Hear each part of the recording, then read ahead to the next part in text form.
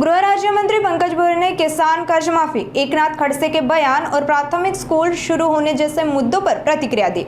उन्होंने कहा कि राज्य सरकार किसानों को कर्ज से राहत देने के लिए लगातार प्रयास कर रही है और कर्ज माफी योजना के तहत वंचित किसानों को लाभ पहुंचाने के लिए बजट में विशेष प्रावधान किया गया है। साथ ही खराद आयकर के मुद्दे पर उन्होंने कहा कि नियमों के अनुसार उचित कार्रवाई की जाएगी। नाही, ह्या संदर्भात सदर प्रकरण अतिशय गंभीर आहे, संवेदनशील आहे. त्याच्यामुळे सखोल तपास करण्याकरिता राज्य सरकारनं SITचं गठन केलेलं आहे. ह्या तपासाच्या अंती जी लोक दोषी आढळतील त्यांच्यावरती निश्चितपणे कारवाई करण्यात येईल.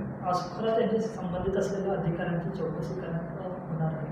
मी तेच सांगितलं की ह्या प्रकरणाचा सखोल तपास करण्याकरिता SITचं गठन त्या ठिकाणी करण्यात आलेलं आहे. तपासाच्या अंती जे लोक याच्यामध्ये दोषी आढळतील त्या सर्वांवरती कारवाई करणार. या प्रकरणात एकनाथ खडसे यांनी सरकारला डिवचलेलं आहे की त्यांनी म्हटलेलं आहे की या प्रकरणात सरकार दोषी आहे. नाही, एकनाथ भाऊंचं स्टेटमेंट कदाचित ही पॉलिटिकल देखील त्या ठिकाणी राहू शकतं. ह्या संदर्भात सरकार गंभीर असल्यामुळे सरकार देखील संवेदनशील, प्रकरण देखील अतिशय संवेदनशील आहे. त्याच्यामुळं ह्या SITच्या प्रमुखपदी देखील एका कर्तव्यदक्ष महिला अधिकाऱ्याची नेमणूक त्या ठिकाणी राज्य सरकारच्या वतीनं करण्यात आली आहे.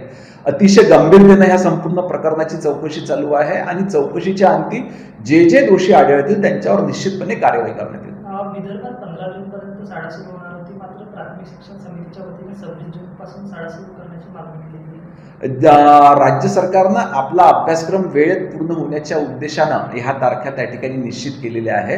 परंतु त्या भागातल्या भौगोलिकदृष्ट्या विचार करता तिथली जशी परिस्थिती त्यावेळेस राहील त्या अनुषंगानं पुन्हा एकदा निर्णय घेण्यात येईल. मुंबईचे महापौर तावडे सध्या चर्चेत आलेले आहे की त्यांनी एका कार्यक्रमात असं म्हटलेलं आहे की गुरुदेवांच्या आशीर्वादाने माझ्या घशातील समस्या सुटलेल्या आहे. नाही, एक तर सर्वांना अभिमानाची बाब आहे की मुंबईसारख्या शहरामध्ये महिला महापौराची त्या ठिकाणी नियुक्ती झालेली आहे.